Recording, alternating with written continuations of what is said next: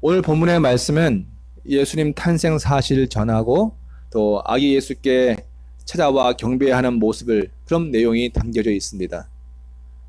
주로 성탄절 때 많이 보는 본문이기도 하죠. 역시 마태복음에서도 예수님의 탄생을 알고 왔던 이들에 대한 기록이 소개되어 있습니다. 그런데 오늘 누가복음과는 조금 다른 에피소드가 있지요. 누가복음에 나오는 이야기는 목자 이야기는 마태복음에 나오지는 않습니다. 마태복음에 뭐가 나오죠? 마태복음에는 동방박사 이야기가 나옵니다. 동방박사 학자들은 이제 점성가라고도 많이 추측을 합니다. 점성가, 별을 보고 점을 치는 점성가죠. 점성가로 추측이 되어지는 동방박사가 별을 발견합니다. 근데 그 별이 보통 별이 아니라 메시아, 유대인의 왕이 태어날 것을 알려주는 별이라고 그들이 이해를 하고 그 별을 쫓아갑니다. 그 별을 따라가는데 그 별이 하필 어디 멈춰요? 아기 예수가 있는 곳에 멈추는 것이 아니라 예루살렘에 멈춥니다. 그 예루살렘은 어디입니까? 당시 유대 지역을 통치했었던 당시의 왕, 물론 로마가 꼭두각시로 심어놓은 왕, 분봉왕이긴 하긴 했지만 그 왕인 헤롯이 있던 곳이었습니다. 그리고는 왕인 헤롯에게 묻지요. 새로 태어나신 왕이 어디 계신가? 여러분, 얼마나 당혹스러운 장면입니까? 모르고 하는 이 동방박사에 그렇지만 듣고 있는 헤롯도 그렇고 주변의 신하들도 그렇고 참으로 당혹스러운 그런 상황이 아니라 할 수 없습니다. 당시 로마에게 인정받고 유대를 통치했던 헤롯인데 버젓이 왕으로 살아있는데 그 왕에게 와서 그 얼굴에다가 새로 태어난 왕이 어디 있습니까? 라고 물으면 얼마나 황당합니까? 그렇게 묻는 겁니다. 헤롯이 정말 어이가 없었겠죠. 그럼에도 불구하고 헤롯은 안면 이 기색을 잘 관리합니다. 불편한 기색을 감추고 빨리 어디에서 새로 태어날 왕, 성경의 선지자들에 의해서 예언되어지는 왕이 어디서 왔는지를 알아봅니다. 대제사장들과 서기관들을 불러 모으죠. 묻습니다. 그리고 선지자들이 뭐라고 예언했는지를 발견해서 알게 되어집니다. 아마도 그런 쭉 이런 상황들을 보면 우리가 추측하기로는 동방박사가 잠시 그 별을 잃어버린 것 같아요. 놓친 것 같습니다. 별을 따라가다가 그 별이 갑자기 안 보이는 거예요. 그러자 유대 예루살렘에 갔고 예루살렘에서 이제 헤롯에게 묻는 거죠. 왜냐하면 아마도 왕이 이 헤롯 궁전에서 태어나지 않을까 싶은 생각에 갔던 겁니다. 어쨌든 거기는 그곳이 아니었습니다. 헤롯만 들추어놨고 결국 또 가서 별을 따라 갔습니다. 별이 또다시 나타났습니다. 아마도 일부러 그랬던 것 같아요. 예루살렘을 들려와야 한다라고 그렇게 별의 생각을 했는지 별이 다시 나타나고는 그들 인도에 갔습니다. 그리고 아기를 발견하죠. 그리고는 참 유대인의 왕으로 태어나시는 왕 예수께 황금과 유황과 그리고 모략을 예물로 드립니다. 여러분 혹시 현대 국가인 이스라엘, 성경에 나와 있는 이스라엘 말고 지금 팔레스타인에 자리를 잡고 있는 건국되어져 있는 이스라엘의 국기를 기억하십니까? 흰색 바탕이죠. 그리고 파란색으로 위에 아래 한 줄씩 있습니다. 그리고 그 가운데 별 모양이 있죠. 주보에 있습니다.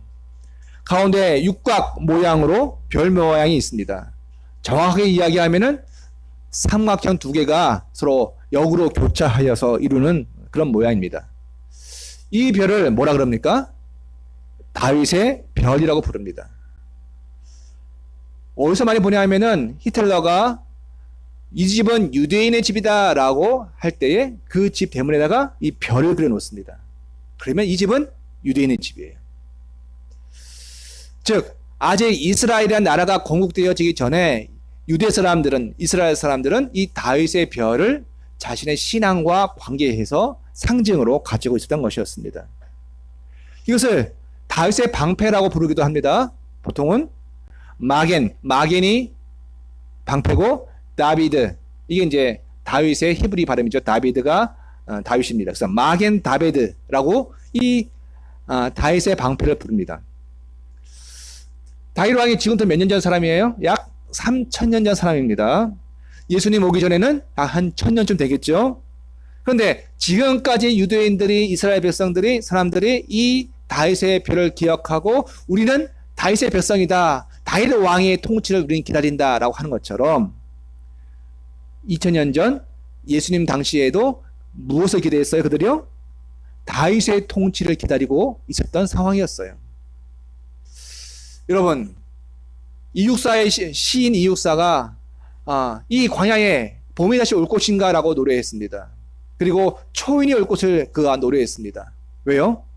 식민지로 있는 이 땅에 과연 회복이 있을 수 있는가 라고 하면서 말 타고 오는 초인을 그가 기다렸습니다. 식민지 상황입니다. 예수님 오기 전부터 이 유대 사회는 이미 식민지가 되어졌습니다. 그리스의 식민지, 로마의 식민지, 물론 그 전에는 바벨론의 식민지였죠. 나라 없이 살던 그 상황 속에서 우리가 아는 대로 약 1950년까지 그들은 나라 없는 상황 속에 살고 있었습니다. 누구를 기다려요? 다윗의 후손 메시아를 그들이 기다리고 있었던 가운데 있었던 거죠. 지금뿐만 아니라 1950년 그 근간뿐만 아니라 그들이 바로 예수님이 사실은 그때에도 그들은 로마의 통치가 아니라 우리가 그렇게 사모했던 다윗이 다시 다스리는 그 나라를 그들은 기다리고 있었습니다.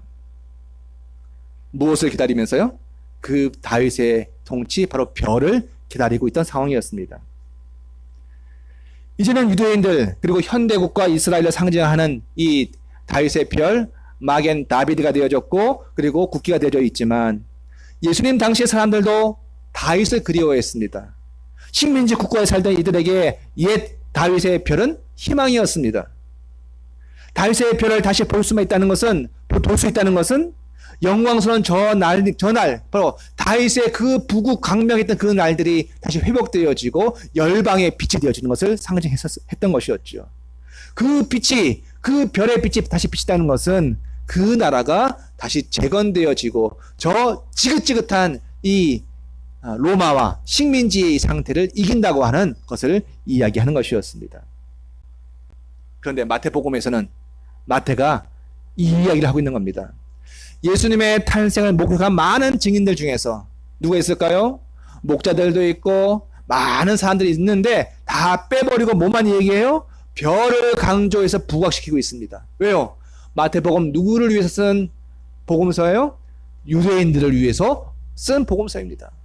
다윗을 기다리고 다윗의 후손을 기다리고 있는 이 유대인들에게 분명히 일어나는 사건 중에서 마태는 무엇을 부각시켜요? 그 별을 부각시켜서 이야기하고 있는 겁니다. 특별히 유대인들이라면 다윗의 나라의 회복을 기대하는 유대인들에게 이 별이 무엇을 의미하는지 다 알고 있는 저들에게 그 별이 나타나서 동방박사가 여기까지 왔다라고 지금 그 사실을 더 강조해서 마태는 기록을 하고 있는 겁니다. 그 별이 나타나서 다윗의 별이 나타나서 동방박사를 이끌고 이제 와서 헤롯의 궁에서 헤롯의 가문에서 태어난 아이가 아니라 더 가서 다윗의 성 베들레헴 거기에 이제 태어난 이 아기 예수를 향하여 그 별이 빛을 비추고 있는 것입니다. 이가 바로 다윗의 왕조, 아니 하나님의 더 거대한 나라의 메시아, 바로 그분이다라고 그 별이 소개하고 있는 겁니다. 제 좌우에 조명이 있죠? 얼굴 잘 나오라고 조명빛이 있습니다. 그 별이 원래는 다윗 자신의 빛이었는데 이제 누구를 부각시켜요? 누구를 향한 조명이에요? 바로 아기 예수, 그분을 비치는 조명으로 다윗의 별이 역할을 하고 있는 거죠. 그 별을 지명합니다. 이가 바로 그 메시아다. 이분이 바로 그 오실 왕이다라고 이야기하고 있는 겁니다. 다윗 왕조를 이어서 유대 나라를 통치할 뿐만 아니라 사실 유대를 넘어서 마태복음 28장 넘어가면 유대와 사마리아와 그리고 온 열방에까지 이 하나님의 나라를 다스릴 이 그리스도를 바로 이 아기 예수라고 이야기하고 있는 겁니다. 유대인을 통치할 뿐만 아니라 사마리아를 넘어서 온 열방의 만방의 참된 왕으로, 저 예루살렘 왕궁에 있는 헤롯이 아니라, 그의 자손이 아니라 바로 이 아기 예수가 그분이다라고 별이 조명하고 있다라고요. 자, 한번 확인을 해보겠습니다. 유대인들에게는 뭐가 중요했습니까? 다윗이 중요했고, 다윗의 별이 중요했습니다. 그것도 다윗의 별, 나라 없이 고통하는 이들이 그토록 원했던 것은 다윗 왕조의 회복이었습니다. 그런데 하늘에서 별이 하나 나타나서는 예수, 그분을 유대의 참된 왕이라고 지금 지명하고 있는 겁니다. 이것이 마태가 발견한 유대인들을 향한 하나님의 배려와 복음의 섭리였습니다. 예수님 탄생의 많은 사건들 중에서 마태는 유대인들에게는 이것이야말로 필요하다라고 그것을 선택해서 지금 기록하고 적고 있는 것입니다.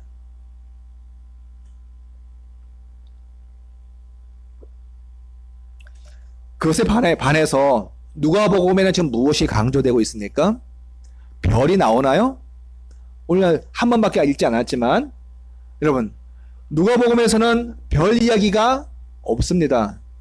별 이야기가 없으니까 별을 따라 쫓아왔던 동방박사 이야기도 하나도 언급되지 않고 있지요. 무엇이 강조되고 있습니까? 예수 그리스도의 탄생을 목격한 증인으로 누가 이야기가 되어지고 있죠? 바로 누가복음에서는 별이나 동방박사나 헤롯 이야기가 아니고 바로 목자, 목동들의 이야기가 거론되고 있습니다.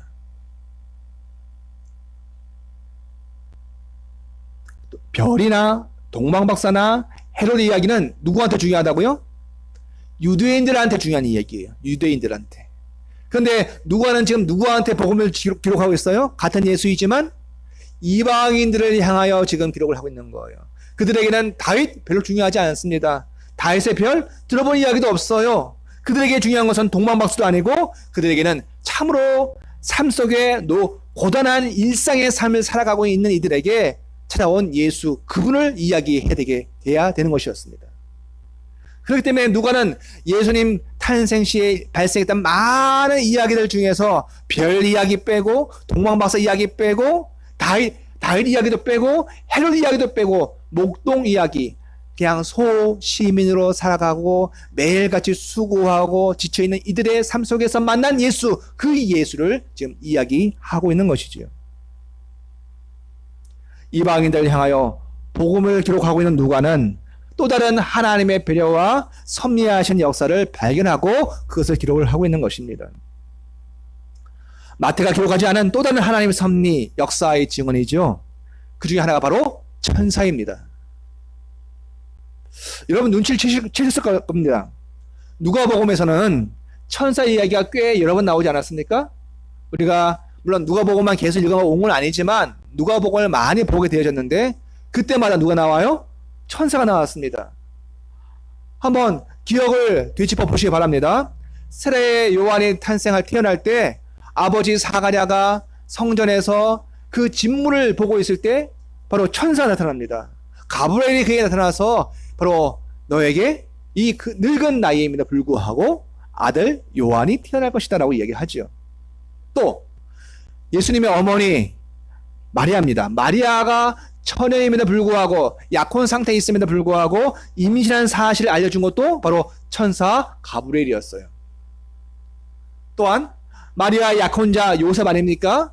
요셉에게 찾아와서 가만히 끊고자 했지만 그 마리아를 안으로 데리고 오라고 그를 설득하고 이것이 다 하나님의 역사라고 이야기해 준 사람도 저도 바로 천사였습니다. 별이 아니라 누가복음에서는 별이 아니라 천사를 통해서 이야기하는 초월적이고 그리고 일상의 삶에서 경험할 수 없는 놀라운 하나님의 섭리인 천사를 통해서 누가는 하나님의 일을 지금 이야기하고 풀어가고 있는 거죠. 오늘 들판에서 양들을 돌보며 밤을 새면서 노곤한 고단한 삶을 살고 있는 이 목동들, 그들이 누가 찾아옵니까? 바로 천사가 또 찾아오는 것이지요. 오늘 말씀을 다시 한번 읽어보겠습니다. 자, 8절입니다. 시작. 그 지역에 목자들이 밤에 밖에서 자기 양떼를 지키더니, 그네들은 그냥 열심히 자기 일을 하고 있던 사람들이었어요. 일과가 해지면 딱 끝나고 쉬는 그런 삶이 아니고, 일과와 자기의 개인의 삶이 구분이 안 되는, 하루 종일 있어야 되는, 그리고 밤도 같이 새어야 되는, 그리고 양을 지켜야 하는 고단한 그 광야 속에서, 들판 속에서 살았던 바로 목동들이었습니다. 자기 양떼를 치던 자들이었죠. 그런데 하나님 그렇게 역사를 하시는 겁니다. 여러분, 영화 동막골을 보면 분명히 6.25 전쟁이 일어났습니다. 그런데 이 동막골의 사람들은 전쟁이 일어난지를 알아요, 몰라요? 모릅니다. 거기에 국군이 들어오고 나중에 북한군이 들어오고 유행군이 들어오고 그래서야 거기에서 전쟁이 났구나 알죠. 근데 그렇게 들어온 사람들 거기서 다시 친구가 되어지고 함께 놀면서 동막골은 화합의 장소가 되어지죠. 그렇습니다. 이 목동들은 그런 것처럼 아무것도 모르고 그냥 거기에 있었던 사람들입니다. 뭐 국가적 일이나 세계적 일이나 또 우주적 일들이 일어난 거 아무 관심이 없었습니다. 예수님이 그 동네에 태어나셨음에도 불구하고 그들은 아무 관심도 없고 모르기 때문에 그냥 목동으로서 자기 역할을 하고 있던 사람들이었습니다. 열심히 양 돌보는 일에만 몰두하고 있었던 목동들이죠. 그들에게 하나님은 별이 아니라 천사를 통해서 말씀하십니다. 아마 이네들이 별을 보았다면 저 별은 좀 특이하네라고 마음에 생각하고 그냥 무관심해졌을 것입니다. 왜요? 자기네들은 해야 할 일이 있는 거거든요. 양을 돌봐야 되고 밤새 그 양을 지켜야 되는 것이었습니다. 그렇게 하나님은 별이 아니라 천사를 통해서 아주 직접적으로 다이렉트로 예수 탄생의 소식을 이 목동들에게 전합니다. 그러면 동방박사들은 제가 아까 점성가들이라고 얘기했죠. 원래 직업이 뭐예요? 별을 보던 사람들이었어요. 그 별을 쫓아갑니다.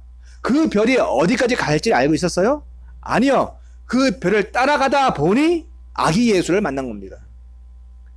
그거 달리 즉 동방박사는 처음부터 어느 지역에 예수가 태어나 거기에 누워 계실지 답을 갖고 간 것이 아니었어요. 자기 직업의 특성상 별을 따라가다 보니 그 별이 무엇인가 의미하는지는 알았지만 따라가다 보니 거기에서 예수를 만난 거죠. 그런데 오늘 11절 한번 보겠습니다. 2장 11절 시작. 오늘 다윗의 동네에 너희를 위하여 구주가 나셨으니 곧 그리스도 주시니라. 아멘. 다르죠? 동방박사는 어디에 예수가 태어날 거라고 일러주지 않았습니다. 별이 이야기해주지 않았다고요. 그냥 따라가서 발견을 한 겁니다. 동방박사는 반드시 예루살렘을 들려야 했었습니다. 헤롯을 만나서 한번 예루살렘을 전체 한번 뒤집어 놓아야 했던 것이죠. 그래서 이제 하나님은 가야 할 곳이 베들레헴이라고 처음부터 이야기해주지 않고 그냥 별을 따라 동방박사가 예루살렘도 들르고 그 다음에 베들레헴으로 간 겁니다. 모르고 가면서 하나님의 일을 행한 겁니다. 우리도 마찬가지입니다. 때로 우리도 내가 지금 무슨 일을 하고 있는지 알지 못하지만 이렇게 동방박사처럼 뭔가 이끌리심에 따라 가다 보면 하나님의 일을 수발들고 주님의 일에 참여하고 가는 경우가 있어요.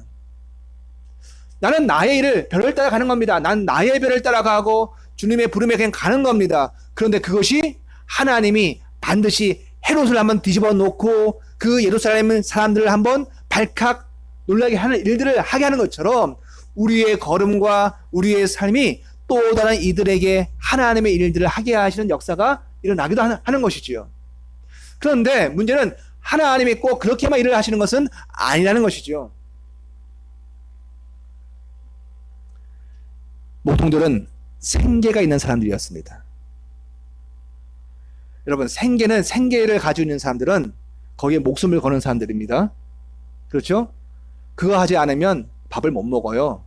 그래서 다투더라도 생계를 건들면 큰 싸움이 납니다. 우리 상가에도 아래층 또 1층 여러 가지 상가들이 있습니다. 불편한 건 많습니다. 그런데 다툴 수가 있죠. 그런데 그네들의 생계와 관련되어진 문제를 건들면 이거는 그냥 다툼이 아니라 전쟁이 되어지는 겁니다. 모든 사람들은 자기 생계에는 목숨을 걸죠. 왜? 그걸 해야 자기도 살고 내 아이들도 먹여 살리니까 거기에 목숨을 겁니다. 이 목동들은 생계가 뭐예요?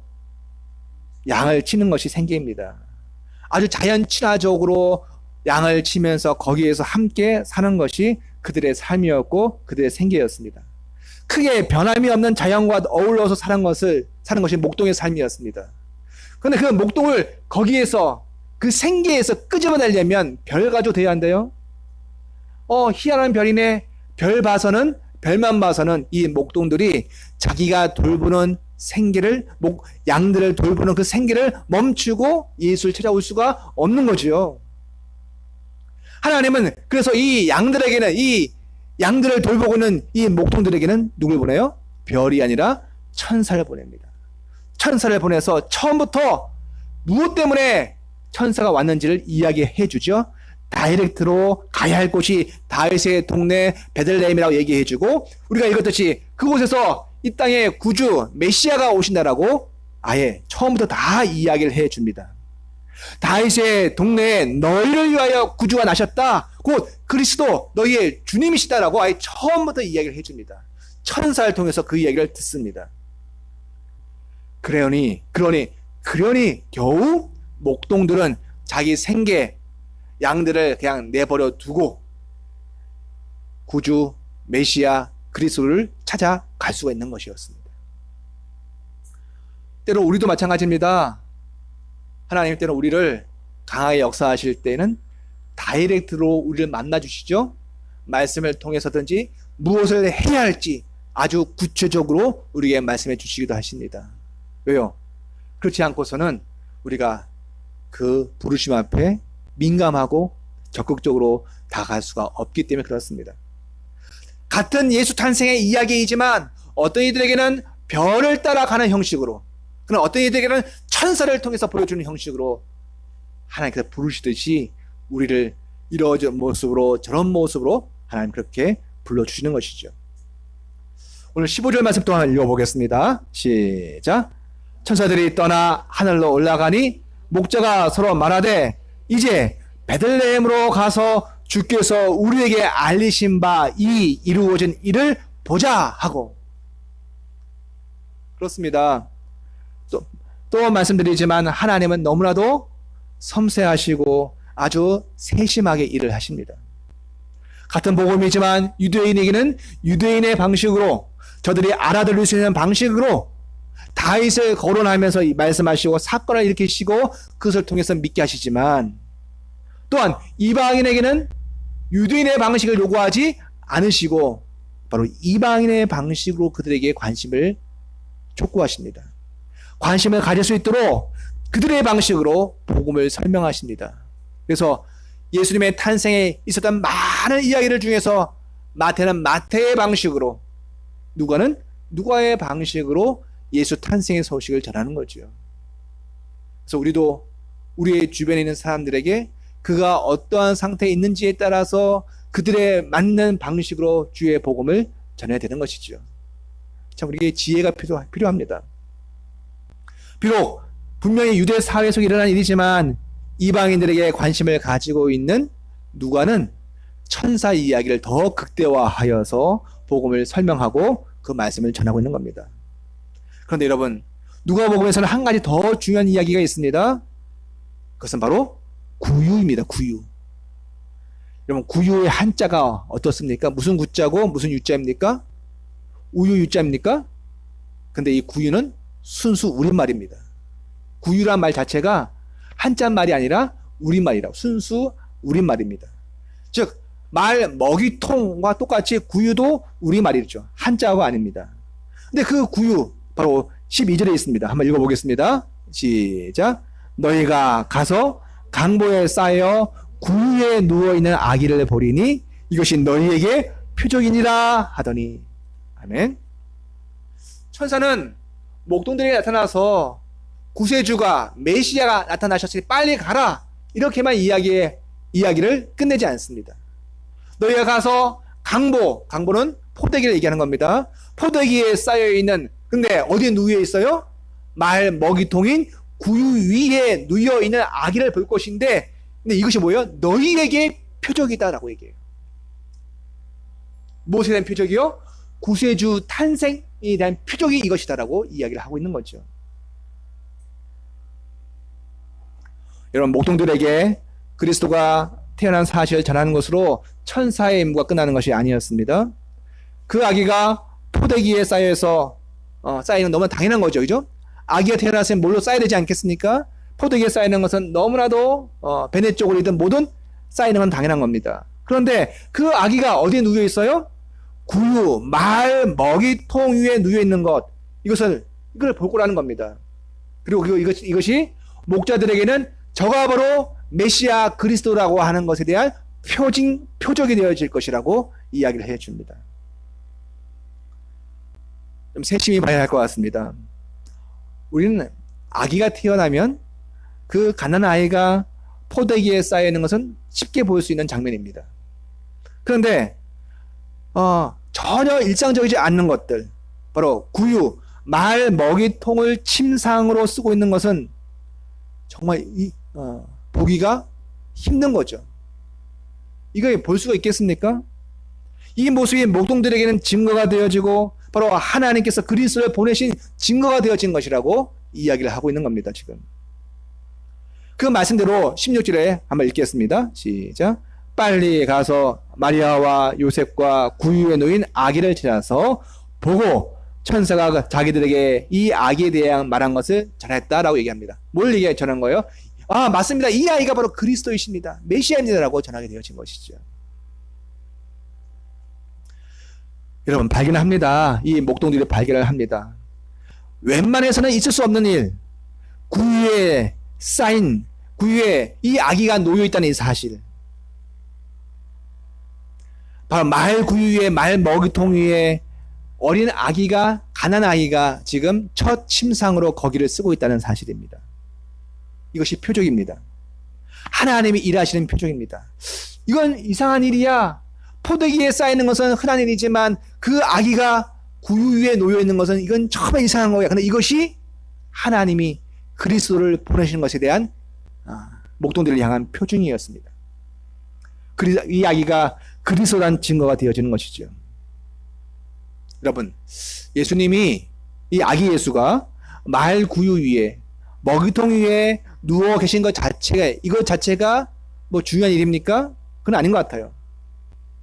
보통이라면 참으로 일어나기 어려운 일이 발생한 것, 참으로 이것은 정말 일어나기 힘든 일인데 이런 일들이 여기에 있다라고 하는 것이 바로 예수님의 정체성과 연결되어져서 표적이 되어진 것이죠.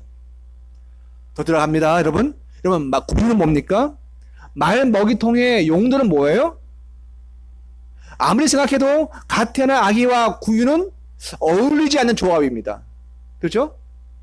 음식의 조합이 있고 사람의 조합도 있는데 어린 아이와 이 말 구유는 조합이 안 맞아요. 잘요. 상상하기가 힘든 거죠. 말 먹이통의 용도는 말 먹이가 들어가는 것이 말 먹이통입니다. 그런데 그곳에 아기 예수가 그 자리에 누워 있는 거예요. 자, 접시에는 뭐가 올라가야 돼요? 음식이 올라가야 되겠죠? 그래서 접시에 올려진 세례 요한의 머리는 무엇을 상징해요? 먹는 음식으로 상징이 되어지는 거였었어요. 마찬가지로 말 먹이통은 마땅히 뭐가 담겨져 있다고요? 원래는 말에 먹이가 있어야 되는 거예요. 그런데 거기에 예수가 그 자리를 차지하고 계시는 거예요. 아, 예수님이 거기를 침대로 쓰셨다. 맞죠? 그러나 의미적으로는 예수님이 거기에서 먹이로, 먹는 것으로, 먹히는 것으로 이 땅에 오셨음을 상징하는 아주 심각한 그림이라 아니라 할 수가 없습니다. 참으로 괴상한 그림이죠. 세상을 구원할 구세주인데, 그리스도인데 그분이 눕혀져 있는 것은 바로 먹이통입니다. 먹이가 되어져야 하는 먹이통에 예수님이 거기에 계시는 거예요. 가장 비천한 곳에, 그것도 먹이통 위에 이 땅에서 그의 삶의 첫 시작이 거기에서부터 시작을 하시는 것이었습니다. 그것을 하나님께서 보내시는 그리스도가 어떠한 그리스도인지 보여주시는 이미지라 이야기할 수 있는 것이죠. 하나님이 예수님을 보내시는데 그 예수님은 이 땅에 떵떵거리고 군림하는 분으로 오시는 분이 아님을 얘기하는 거예요. 베드로도 또 요한도 야고보도 모든 제자들이 오해했던 그리스도는 어떤 그리스도입니까? 저 로마를 쳐부수고 오병이어의 역사를 매일같이 행하셔서 군량미를 제공하실 뿐만 아니라 무리를 걸으시고 풍랑을 잠잠케 하시는 그 능력으로 모든 로마의 함선들을, 배 위에 떠있는 모든 함선들을 다 초토화시키시고 우박을 내리시고 번개를 쳐서 저들을 멸망시키시는, 그들을 민족적 구원을 일으키시는 그리스도로 제자들은 예수님을 상상했습니다.